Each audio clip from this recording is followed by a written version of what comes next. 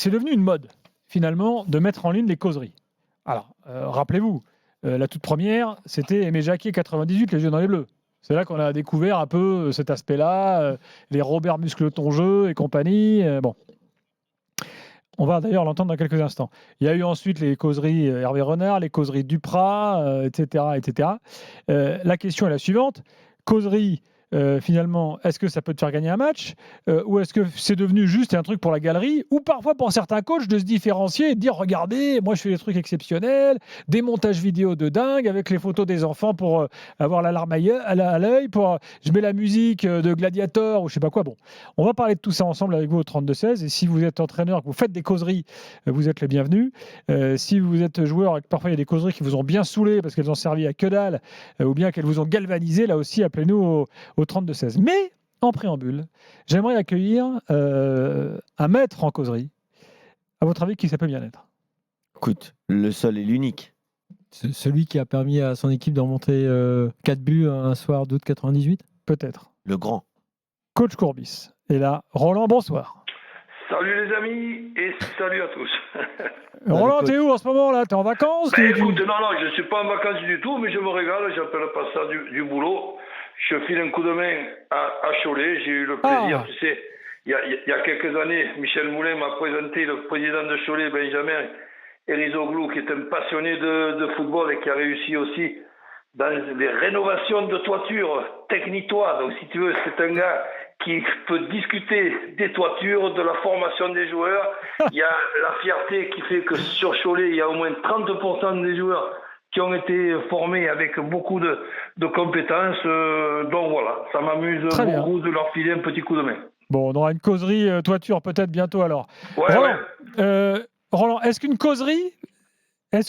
Alors, attends, avant que tu prennes la parole, je voulais quand même qu'on réécoute certaines causeries historiques et après je te pose la question de savoir si pour toi on peut gagner un match grâce à une causerie. Là, il y a de la causerie de mi-temps et d'avant-match dans le petit montage qu'on a fait. Écoutez.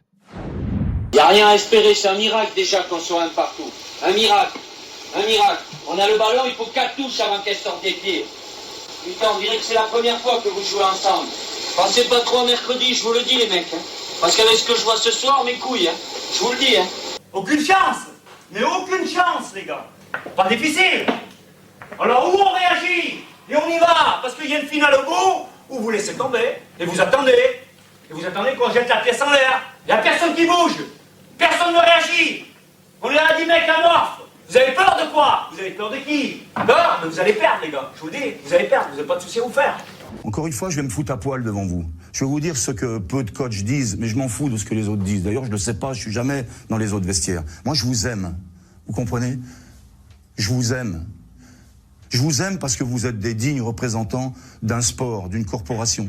Ce que vous faites, ce que vous accomplissez, c'est juste gigantesque. Vous méritez de vous maintenir. Vous méritez de vous maintenir. Ça fait 2 mois et demi que je vous dis que vous allez vous maintenir. Le problème, c'est pas tant de savoir si je vais passer pour un con, c'est de savoir si vous avez la capacité intellectuelle, physique, technique de le faire. C'est maintenant qu'il faut le faire. C'est pas demain, c'était pas hier, c'est maintenant. Mais ça, c'est des maths exceptionnels, ça, quand on fait ce métier. Donc prenez-le comme ça. Allez, déterminé. Vous allez vous préparer. Il est 15. Vous voyez, on est dans le timing. Il vous reste 1h45. Vous allez bien vous échauffer comme la dernière fois, mais vous allez mieux commencer ce match que la dernière fois. Sans leur laisser un centimètre de répit. Allez, bon match. Là, on a entendu Deschamps, époque Monaco. Et des acteurs. Là. Jacquet, évidemment. Duprat. Et à la fin, Hervé Renard, Hervé Renard, il fait un peu acteur. Plus récemment. Même si je pense qu'il est sincère, hein, mais par contre, celle d'Aimé Jacquet, franchement. Là, il y a du gueulard quand même. Non, mais celle d'Aimé Jacquet, elle est extraordinaire. Bon, alors, profitons de la présence de Roland. Roland, est-ce qu'une causerie, ça peut faire gagner un match? Disons que déjà, c'est très difficile de répondre à ta question dans le sens que chacun a sa vision des choses. Pour moi, il y a plusieurs différentes causeries. Il y a la causerie d'avant-match, il y a la causerie de la préparation un petit peu de ce que peut avoir comme point fort et point faible l'adversaire. Il y a la causerie de la mi-temps et il y a la causerie de l'après-match qui fait que après le match, quel que soit le résultat, tu es déjà en train de parler du match que tu viens de jouer et aussi du match à venir. Donc c'est pour ça que déjà, qu'on se mette d'accord sur une chose, ça aurait été insupportable pour moi que l'on puisse écouter, encore moins filmer une causerie alors que je suis dans une situation très intime avec mes joueurs. Pourquoi pas aussi me faire filmer pendant ma nuit de noces, non, tant qu'on y est. Donc j'ai des choses à dire à mes joueurs et surtout à mes joueurs, comme j'aurais aussi des choses pas tellement sympathiques pour les qualités mais aussi les défauts de nos adversaires, je ne m'imagine pas en train de faire le guignol que l'on puisse voir mes causeries ou écouter mes causeries. Excuse-moi, Gilbert.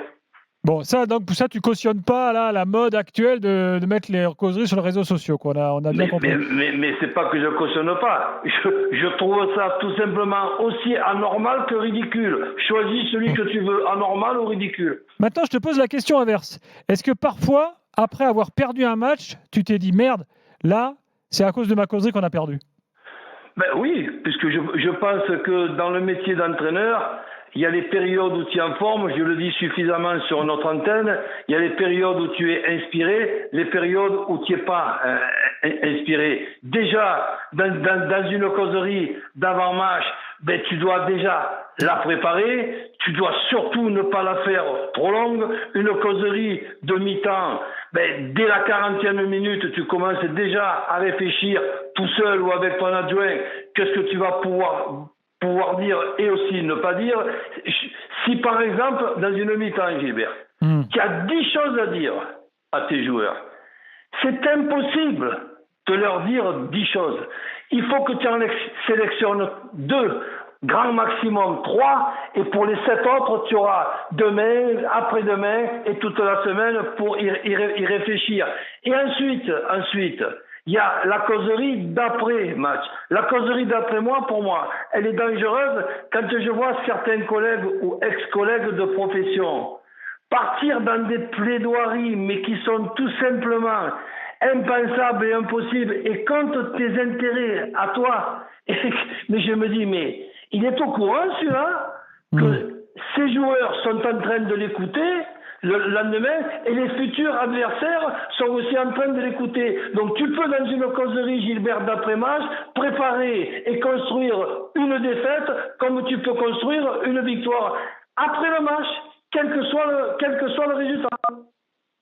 Alors Roland, permets-moi, je sais que tu voulais pas qu'on filme tes causeries, mais il y en a un qui a parlé de tes causeries. C'est, je ne sais pas si tu t'en souviens, Laurent Crossi. À l'époque, tu étais à Bordeaux. Oui. Tu jouais contre Karlsruhe. On est en novembre 93. Là, je cite Laurent Crossi, parce qu'on vient de m'envoyer l'extrait. Alors, pas de problème, je vais te dire si on est d'accord. Alors, question à Crossi, quelle a été ta causerie la plus mémorable?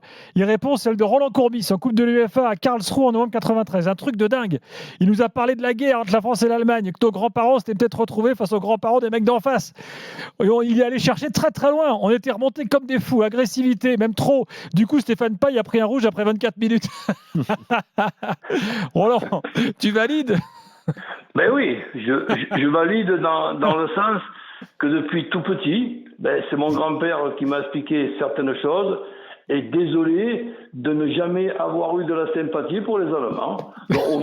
Aujourd'hui, c'est comme ça, je rencontre un Allemand, bonjour, ça va, machin, il n'y a aucun problème. Mais si tu veux, dans une situation qui, souvent, on parle d'un match comme d'un combat.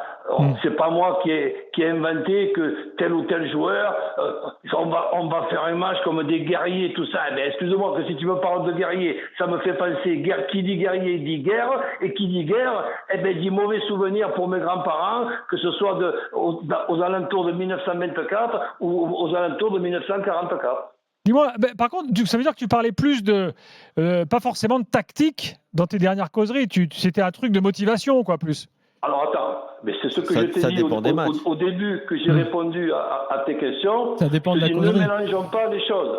Il y a les causeries où tu parles du point fort, du point faible de ton adversaire.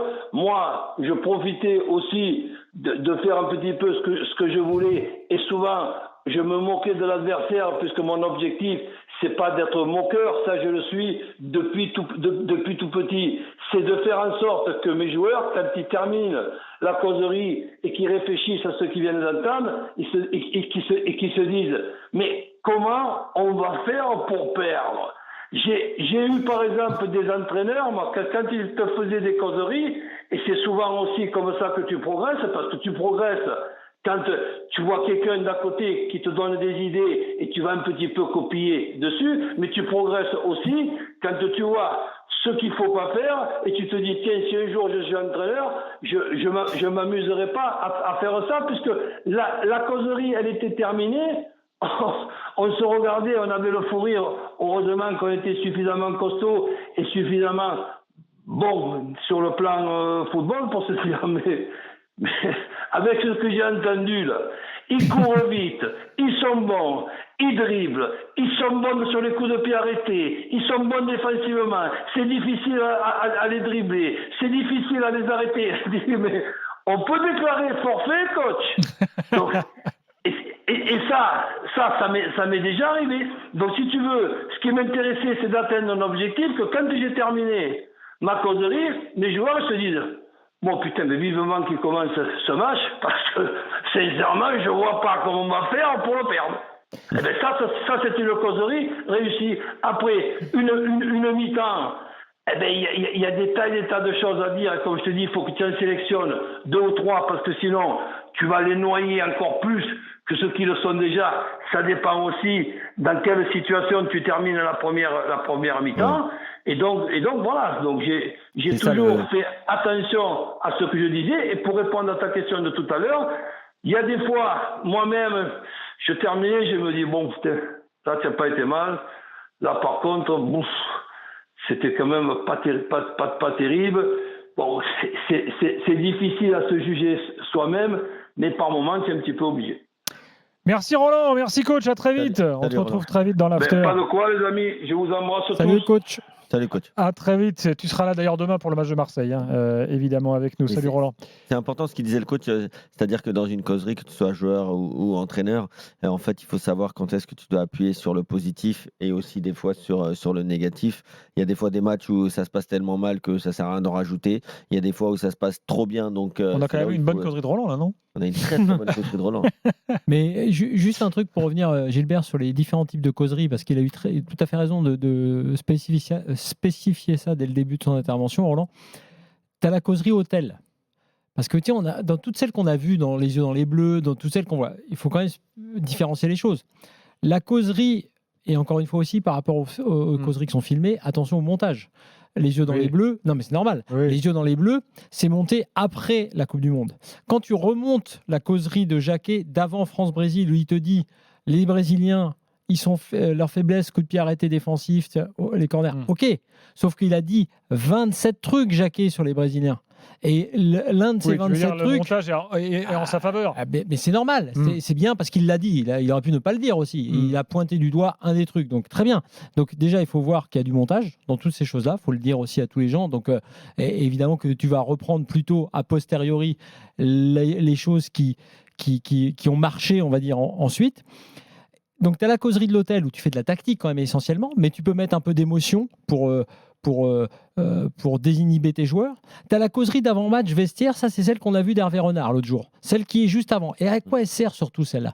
Elle sert, il l'a dit lui-même d'ailleurs, à bien débuter le match. C'est quand tu sens que potentiellement tes équipes, elles ont parfois un peu de mal à rentrer dans un match. Parce que cette causerie-là, il n'est plus le temps de faire de la tactique, de reparler des choses, éventuellement sur un paperboard, sur 2-3 trucs de coups de pied arrêtés. Et puis tu as moi quand même la causerie majeure où on a vu des choses, et on l'a souvent dit même avec l'OM de Tudor cette saison, la causerie de la mi-temps. Celle qui t'a fait dresser les poils, celle de Jacquet, c'est une causerie de mi-temps. Ouais. Celle souvent terrible, où les joueurs ne se rendent pas forcément compte qu'ils vont dans le mur. C'est une causerie de mi-temps où parfois tu n'es même pas mené. Parce que c'est ça, les bons entraîneurs, ils ne regardent pas le tableau d'affichage. Tu mènes 1-0, mais tu as été bidon, et il te le dit, c'est ce qui s'était passé avec la Croatie, il te dit, mais vous allez dans le mur, vous allez perdre ce match. Donc, il leur dit pourquoi ils vont dans le mur alors que les mecs ne s'en rendent pas forcément compte. Ou à l'inverse, tu rates complètement ta première période. Évidemment, maintenant, tu as les changements de joueurs qui sont plus précoces qu'avant. Mais la causerie de la mi-temps, pour moi, et c'est d'ailleurs rarement celle qu'on voit, parce que je peux te dire que ça peut dézinguer sec pour certains joueurs et tout, la causerie de la mi-temps qui te fait basculer un match, celle-là, elle est capitale. Mais ces 3 types de causerie, c'est-à-dire la causerie hôtel, on va dire la causerie avant match, pile avant le coup, enfin 1 heure avant le coup d'envoi, potentiellement vestiaire, et la causerie mi-temps, sont des choses quand même très Il y a différentes. d'ailleurs beaucoup d'entraîneurs qui laissent les joueurs, et je pense que c'est très bien, à la mi-temps, échanger quelques Au moins minutes. 5 minutes. Ouais. Échanger quelques minutes, histoire de les laisser revenir au calme avant de prendre la parole, mais de Alors, façon très dans un instant, on aura Thomas qui est coach de hand. C'est intéressant parce que c'est pas spécifique au foot, hein, bien sûr, c'est une sorte de causerie. Le hand, c'est un sport intéressant. Bon, après, on va dire qu'il y a des spécificités, hein. On connaît les causeries au rugby. Parfois, il y en a qui circulent même sur YouTube. Vous pouvez vous marrer parce qu'il y a des trucs des fois complètement dingos. Après, enfin, le problème des causeries, Gilbert, juste pour en finir sur ça et sur les t'as amateurs. pas compris qu'il y avait une pub là? Non, Tu refais pas de causerie. Non, là. c'est juste intéressant pour peut-être les gens qui veulent nous appeler. Ouais. C'est de voir que parfois tu as des coachs qui veulent un peu mimer ce qu'ils voient ailleurs. Des coachs oui. amateurs. Tu sais, et parfois tu as envie de dire. Ah, mais moi, la causerie métier. la causerie de Deschamps, je l'ai fait en éducateur U12 dans les années 2000. Vous avez peur, mais vous allez perdre, les gars. Vous allez perdre. Ça c'était clair. C'est un hommage à Aimé Jacquet.